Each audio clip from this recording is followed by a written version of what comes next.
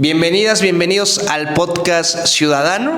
Esta ocasión hablaremos sobre el reciente proceso electoral en Venezuela y en general la vida social que se desarrolla en este país sudamericano. En Venezuela nos da mucho gusto recibir a Quetzali Saravia, quien es licenciada en Relaciones Internacionales y que también fue observadora electoral, que participó en la vigilancia de este proceso como observadora internacional, que dio por resultado la reelección, la renovación, la ratificación de Nicolás Maduro en la presidencia de Venezuela. Bienvenida, Quetzali. Para reconocimiento de audiencia, ¿quién es Quetzali Saravia? Hola, mucho gusto. Yo soy activista social desde 2017 hasta ahorita. También soy licenciada en Relaciones Internacionales y actualmente participo con la Coordinadora Mexicana de Solidaridad con Venezuela, Capítulo Puebla. Trabajamos temas de solidaridad a nivel internacional. ¿Cómo se vivió el proceso electoral, digamos? Es difundido ampliamente en los distintos medios de información o desinformación, una situación catastrófica, pero justo para brincarnos ese cerco de desinformación, en este testimonio directo, ¿cómo se vivió el día de la jornada electoral según tu percepción como observadora del proceso? Bueno, es que el proceso es más allá de solo el día de la jornada, ¿no? Bien. Para nosotros el proceso de trabajo, porque es lo que hicimos, inició un mes antes. Nosotros, para poder ser observadores, tuvimos que hacer un trámite para podernos notificar como observadores. Eso nos dio permiso mediante una tarjeta que te habilitaba como observador internacional. No se trata de nada más se me ocurrió que quiero ir y ser observador y anotar y decir mis ideas. Tiene un proceso. Entonces, en este proceso participamos más de 1,200 delegados. Hubo delegados internacionales y delegados locales. Ahora, también hubo gente de los 5 continentes. Esa parte es interesante, porque a todos nos nulificaron cuando dijeron, es que regresaron un avión donde venía Vicente Fox y sí, venían algunos otros que querían ejercer como observadores.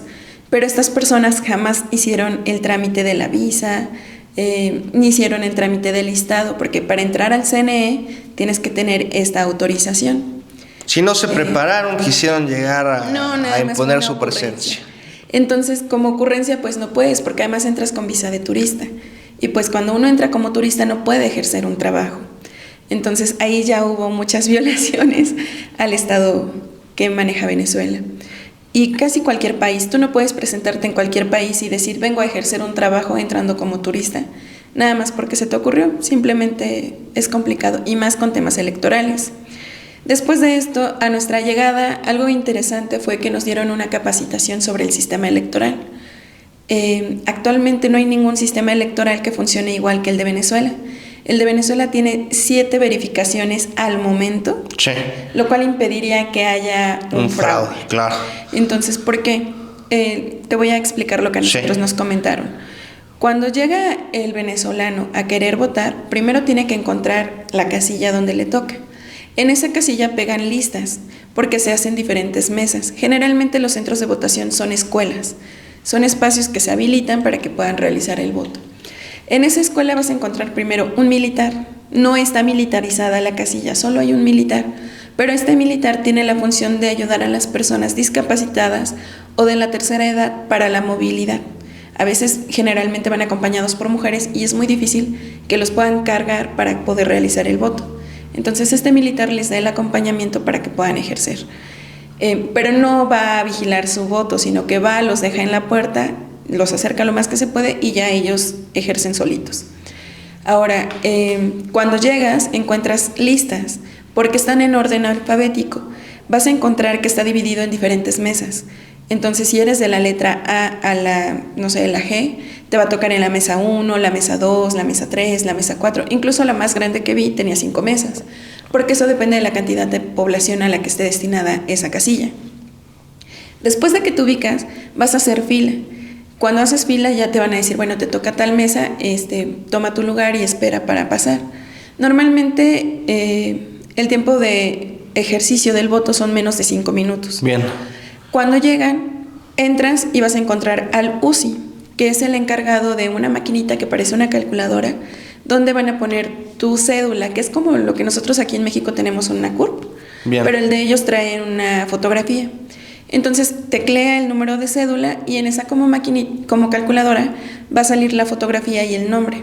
Una vez que te identifica la máquina, tú vas a poner tu huella digital y esto te va a habilitar la herradura. ¿Qué hay en la herradura? Es una caja que protege una computadora. Esta computadora no está conectada a internet y tiene una batería, en caso de que se llegue a ir la luz, de hasta 8 horas. Entonces no hay manera de que uno altere esa computadora. Pero se bloquea cuando no estás votando. Solo te da el tiempo necesario para votar y después de eso permanece bloqueada. No la puedes desbloquear si no metes la cédula de algún ciudadano. Entonces, si alguien la desbloquea, vas a saber quién fue. Cuando tú ejerces el voto en la pantalla, te va a sacar un ticket. En ese ticket solo sale por quién votaste, no salen tus datos, no nada, solo sale esto. Este comprobante lo vas a tomar y lo vas a depositar en una urna, similar a lo que hacemos en México. Bien. Después de esta urna vas a pasar a otra mesa de control, donde ya te van a entregar tu cédula. En esta mesa van a verificar que eres el de la cédula y después van a hacerte que firmes que sí ejerciste tu voto, que estabas tranquilo, que no había coacción, y van a volver a poner tu huella. Aquí ya la ponen con tinta indeleble dentro del papel, que es como una comprobación. Te entregan tu cédula y tú puedes retirarte. Algo que me llamó la atención, en el caso de personas discapacitadas y tercera edad, tienen un área especial para que ellos puedan estar haciendo fila. No están parados como todos los demás, ellos tienen sillas y tienen sombra, porque pues hay que cuidarlos. Ellos los llaman los históricos, ¿no? Y esta parte me resulta muy interesante porque es un reconocimiento que hacen, porque ellos son gente que ya trabajaron para su país. Ahora, nos hablas, me parece muy interesante la exposición respecto a las garantías de votación, del voto seguro, del voto libre, etcétera. ¿Cómo lees tú, en contraparte, estas narrativas que sobre todo emergen fuera de Venezuela, en claro afán injerencista, donde dicen que no hay democracia en Venezuela, que se vive una dictadura, que se vota a partir del miedo, etcétera? ¿Cómo lo vives desde tu visión de observadora? Bueno, es claramente un comentario injerencista. Algo que me llamó la atención al llegar a México es que aquí decían, es que se odian, hubo momentos de mucha tensión, y a mí me tocó ver que estaban los observadores de los dos polos, polo patriótico y la oposición, sentados juntos compartiendo un sándwich. Y yo dije, pues si se odian, ¿por qué estaban tan tranquilos, no? Sentadas juntas, compartiendo, estaban observando también. Incluso cada una tenía su libreta de incidencias, ambas libretas estaban en blanco. Y dije, bueno, yo no vi ese odio, ¿no? Incluso la misma población, tú veías que compartían y te decían, en mi familia hay oposición, ¿no? Pero nos reconocemos ciudadanos venezolanos antes que partidarios. Y eso pues nos hace que nosotros nos cuidemos entre nosotros. Pero hay algo que tenemos que reconocer. En Venezuela, como en cualquier país, hay mucha migración. Y hay gente que viene de otros países que ya habita el espacio. Y hay gente que cruza cotidianamente, como aquí en la frontera con Estados Unidos, que van a trabajar y regresan a su casa, a su país. Bueno, similar ocurre en Venezuela. Mucha de esa gente pues es fácil que la puedan cooptar o corromper para que haga disturbios porque al final no es su país. Claro. Van a tener la misma sentencia que un local por los disturbios que generan. A mí me tocó ser observadora en el barrio de Petare, que es un barrio muy grande, de hecho es conocido entre los más grandes de América Latina. Ahí visité 4 sedes electorales donde pudimos ver la diferencia de cómo se trabajaba. Incluso a mí me llamó la atención porque llegó el gobernador de Miranda y quería ejercer el voto y que lo mandan a hacer cola. Claro. Y yo dije, aquí en México no le van a decir al gobernador vete a formar, ¿no? Ahora, ¿cómo percibe socialmente la población venezolana estos afanes injerencistas que expresan? Porque se conoce, ¿no? Se conoce lo que se publica en otros países, lo que se mediatiza particularmente en una campaña impulsada desde el gobierno estadounidense. ¿Qué piensan al respecto de estas narrativas que son contrarias a la realidad? Mira, la población tiene muy fijo lo que ellos esperan de su gobierno. Y algo que a mí me llamó la atención y se me hizo una referencia bastante clara, platicando con una persona que me encontré haciendo fila para comprar un pan, me decía, en 2017 vino a Estados Unidos a querer darnos solidaridad. Querían entrar por el puente de Colombia. Pero ¿sabes qué hicimos? Que agarramos todo lo que ellos traían, que les damos una patada en el culo. No necesitamos su limosna. Nosotros somos un país soberano y tenemos dignidad. Y yo me quedé sorprendidísima, ¿no? Y dije, bueno, ¿y por qué hicieron eso si aparte era en uno de los momentos cruciales para Venezuela? Ustedes no tenían muchas cosas. Sí, pero no las tenemos porque ellos nos bloquean. Porque ellos piensan que así torturan a Maduro y Nico no tiene nada que ver. Aparte me llama la atención, ellos hablan de Nico y no del presidente así tan lejano, lo sienten muy cercano. ¿Y cómo entiende la sociedad venezolana, o la gente, si no hablar de una totalidad con quienes pudiste conversar, la intención del bloqueo? ¿Qué piensan acerca del bloqueo? Justo entienden esto, entienden que lo están haciendo para querer someter a Nicolás, para que él entregue los recursos naturales del país, porque ellos saben que ahorita son los dueños de los recursos naturales. Porque para poder tomar una decisión, por ejemplo con el Esequibo, se hacen consultas. Entonces es la gente mediante su voto quien decide cómo se va a tomar ciertas acciones. Entonces ellos dicen, bueno, si piensan que así lo torturan, en realidad a quien están torturando es al pueblo. ¿Y qué es lo que están haciendo? Pues nos están queriendo robar lo que tenemos, porque saben que Venezuela es un país muy rico. Tenemos agua, tenemos oro, tenemos petróleo, tenemos todos los climas, tenemos 5 biodiversidades, sistemas biodiversos, me decían. Tenemos el mar Caribe, además su mar es súper limpio, está muy bien cuidado. Ellos tienen medidas medioambientales muy interesantes. Entonces decían, si ellos vienen, nos van a cambiar la vida, porque aquí tenemos muchas cosas que nosotros hemos gestionado y que hemos trabajado. Incluso me hablaban de políticas para personas con discapacidad. Cuando comparábamos esa parte, pues vimos que en México estamos muy atrasados en ese tema. Nos comentabas también algo que te impactó, que te impresionó en buen sentido, respecto a la mendigencia, respecto a los estándares de analfabetismo en Venezuela, a que no encontraste en tus trayectos, en tus visitas, que han sido varias, a niños laborando en la calle o esta labor de mendigencia. ¿Qué nos puedes decir respecto a esa situación social? Bueno, para mí fue muy impactante porque estoy acostumbrada a que aquí en México, simplemente en Puebla, vas al centro, al Zócalo y vas a encontrar gente pidiendo limosna. Y en Caracas no. Y dije, bueno, es Caracas, es ciudad capital, sabían que veníamos, entonces lo pudieron haber limpiado, ¿no? Dudando un poco. Sí. Pero nosotros teníamos la libertad de andar por cualquier parte, entonces anduvimos, fuimos a Falcón, fuimos a Zulia, fuimos a diferentes estados y en ningún estado encontré gente pidiendo limosna. Y dije, wow, eso se me hizo súper interesante. Luego conocimos un proyecto muy interesante, muy importante para Venezuela que se llaman comunas. Y ahí pregunté, las comunas generalmente estaban ubicadas en las zonas que se conocen como... ¿Qué son las comunas? Es la organización civil, la Bien. Organización civil tomando el poder. Eso es una comuna.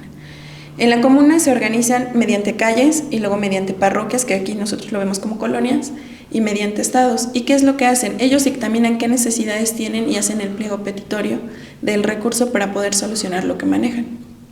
Por ejemplo, apenas después, una semana después de las elecciones en Venezuela, hubo una consulta para el recurso que se iba a manejar para comunas, donde decidieron hacer nuevos espacios deportivos, nuevas escuelas, techados para algunas casas, porque además las comunas también son quienes participan activamente de la elaboración de casas para gente que no tiene casa propia. Entonces, es un acuerdo que se hace junto con el gobierno. El gobierno da el recurso y las comunas administran lo que les están dando. Un ejercicio de democracia participativa, ¿no? De presupuestos participativos incluso, ¿no? Sí, y de hecho tienen un ministerio. En Venezuela hay 5 poderes, entonces también hay un ministerio popular, que es donde están las comunas, y ellos tienen participación en la toma de decisiones, en la representación, en todo. Y entonces cuando yo llego a comunas, pregunto, bueno, ¿y ustedes qué hacen con los niños de la calle? Porque pues yo no vi niños de la calle, no vi niños mendigando, en México es muy común.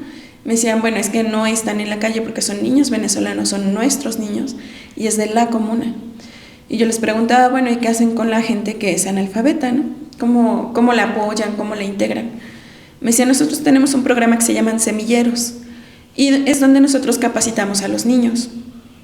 Alguien que viva en la comuna, que tenga una profesión, viene y dedica cierto tiempo a la semana para darles clases de música, pero están tomando clases de música con el director que ya lleva practicando años y entonces lo explica al nivel de los niños, les da un oficio. Pero si no quieren aprender música, viene el panadero que lleva 20 años vendiendo pan y les enseña. Y entonces entre todos colaboran con el cuidado y educación de los niños. Y eso es algo importantísimo. Aquí en México pues vemos que existen casas hogar, pero ¿quién se acerca a ellas? ¿Y en qué tono se acercan? En tono de dar limosna. Y aquí no lo hacen. Aquí es desde una horizontalidad, desde una solidaridad y un apoyo, porque todos se reconocen bajo la identidad venezolana. Seas o no chavista, o sea, no es como que te condicionen. Si no eres chavista, no te vamos a dar este apoyo. O, por ejemplo, las bolsas CLAP.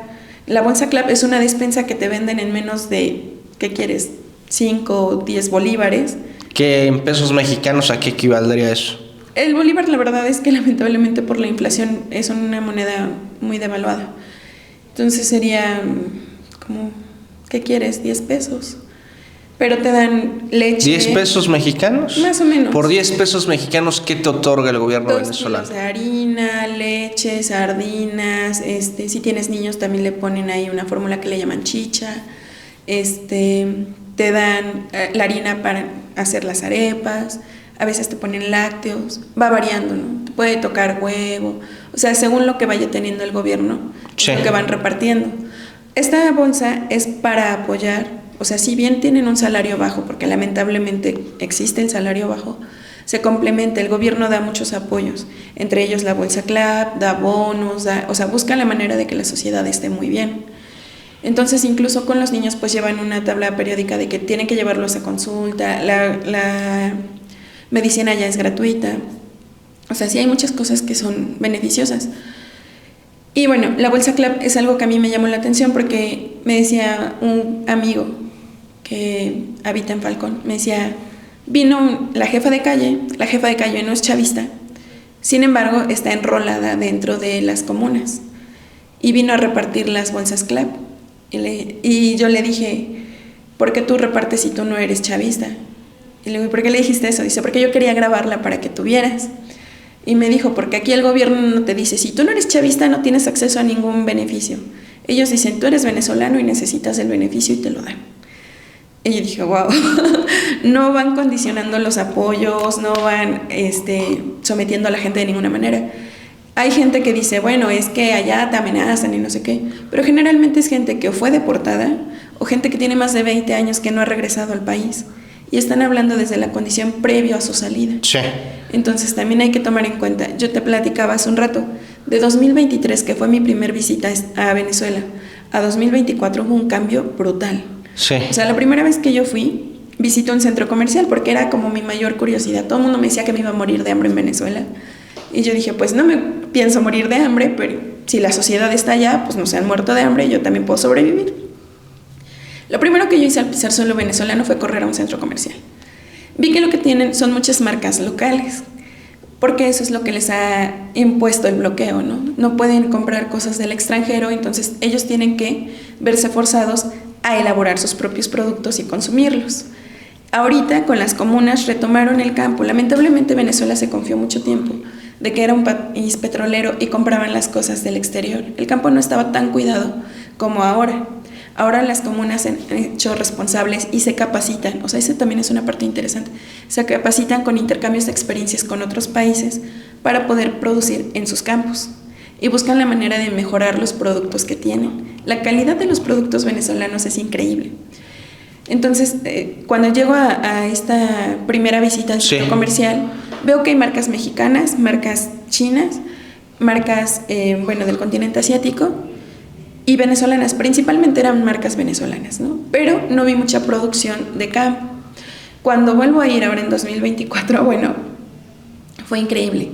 Había producción de campo, creo que era más del 50% de lo que encontré en el centro comercial. A un año de distancia. Sí, y entonces yo pregunté, porque además sus producciones, yo dije, bueno, como están retomando el campo, te esperas productos chiquitos, faltos de calidad, no sé. No te esperas algo con buena consistencia o sabor. Entonces yo preguntaba y me decían, no, el campo está produciendo muy bien. Actualmente estamos consumiendo el 95% de nuestros alimentos generados en Venezuela. Soberanía alimentaria. Soberanía alimentaria. Claro. Y yo dije, wow, de un año para otro. O sea, porque literalmente yo regresé... Hay soberanía alimentaria en Venezuela. Sí. Y esto se da a través de las comunas, eso es algo importante. Pero te digo, yo regresé justamente el día que se cumplía 1 año y es cuando yo vuelvo a ir al centro comercial, lo vuelvo a visitar, hago una transmisión en vivo y muestro, porque además tienen una variedad de productos increíbles, sus frutas son muchas. Material que vamos a agregar, si nos permites, claro a esta transmisión, que nos lo compartas. Tenemos que cerrar, pero no me gustaría despedir el podcast sin preguntarte algo. Había sido una narrativa de alarma, de preocupación en México desde la primera postulación de López Obrador a la presidencia en el año 2006, que de llegar a Andrés Manuel nos íbamos a convertir en Venezuela. Ya asumiendo el cargo también, asociando mucho esta narrativa en términos de expropiación. Al final del camino, Andrés Manuel termina su mandato en unos días más y no se le ha expropiado a nadie ni una hoja de papel. Pero esta alarma de decir, vamos a hacer como Venezuela, ¿a qué atribuyes la desinformación en México respecto al tema de Venezuela? ¿Y es tan malo hacer como Venezuela si es un país soberano alimenticiamente? Ojalá tuviéramos un poco de Venezuela entonces, ojalá ¿no? fuéramos como Venezuela. Mira, en Caracas yo tuve la oportunidad de caminar de noche en la calle. Sí. Y eso es algo que antes decían, no se puede porque te arrebatan el celular. Bueno, ahora que pude hacerlo, iba grabando y es un lugar muy tranquilo. Justo cuando vuelvo me dicen, es que nos van a volver Venezuela del Norte y es terrible. Yo dije, por favor, ojalá fuéramos Venezuela. Venezuela está muy bien, internamente está muy bien. La soberanía alimentaria, la cuestión económica, realmente Venezuela lo que tiene es un bloqueo. Sí. Más de 95 sanciones económicas arbitrarias. Bueno, pues esa es la consecuencia. Respecto a la comparativa que hacen de que México va a ser Venezuela, nos falta mucho trabajo para poder ser como Venezuela. En cuanto al gobierno de López Obrador, es complicado compararlo porque nosotros tenemos una diferencia con Venezuela. Nosotros somos frontera con Estados Unidos. Claro. Y eso nos va a afectar políticamente, interior y exteriormente. En el caso venezolano, bueno, Venezuela también tiene fronteras un poco complicadas, pero no tiene tanta incidencia directa de Estados Unidos. Sin embargo, económicamente lo tienen rodeado. Si a Venezuela le levantaran el bloqueo que tiene, que ojalá lo hagan, Venezuela despuntaría y demostraría que no están tan mal como nosotros pensamos. Todo depende de la narrativa mediática a la que nosotros apelemos. Aquí en México justo buscan que no se llegue la información tal cual. Nadie conoce las comunas, nadie conoce los proyectos. Es más, no saben de las bolsas CLAP, no saben los bonos, no saben que Venezuela ya repartió más de 5 millones de casas para la gente, para que tuvieran dónde habitar y no estuvieran en indigencia. Sí. No saben que no hay indigencia. Sin embargo, te asustan como el cuento del coco, ¿no? Es que va a venir el coco, bueno, aquí te vas a volver Venezuela. Pero no han visitado Venezuela, no conocen la Venezuela real, no saben cómo es la calidad de vida, cómo es su gente. Yo estoy enamorada de la gente venezolana, es muy cálida, muy amable, es amigable. A mí, de verdad, cada vez que voy, me tratan increíble, no se fijan en que si tienes o no tienes para gastar, para dar o algo. De hecho, muy por el contrario, fíjate que a pesar de ser un país bloqueado, son personas que te dan a manos llenas. Sí. A mí en las elecciones justo me tocó conocer a una persona. Yo tenía sed porque se me olvidó comprar un agua. Entonces esta persona, estamos esperando los resultados del CNE. Era una persona civil porque además me salí del CNE y andaba yo ahí caminando. Y me dice, ¿estás perdida? Y le digo, no estoy perdida. Me dice, bueno, me da una botella de agua, me regala una playera, me regala una gorra, me da una manzana. Y me dice, no andes en la calle sin agua porque te puedes sentir mal. Aquí en Venezuela caminamos mucho, porque son casi peatonales las calles, realmente se puede caminar fácilmente de un espacio a otro, a comparación de México. Y entonces me decía, tienes que cuidarte porque ustedes como extranjeros no están acostumbrados a nuestro clima. Y yo me quedé sorprendidísima y me espanté y le dije, ¿me lo está cobrando? Me dice, no. En Venezuela son muy bien recibidos los extranjeros y a nosotros nos ayuda que vengan y que consuman y que hagan turismo y que conozcan cómo es nuestra realidad.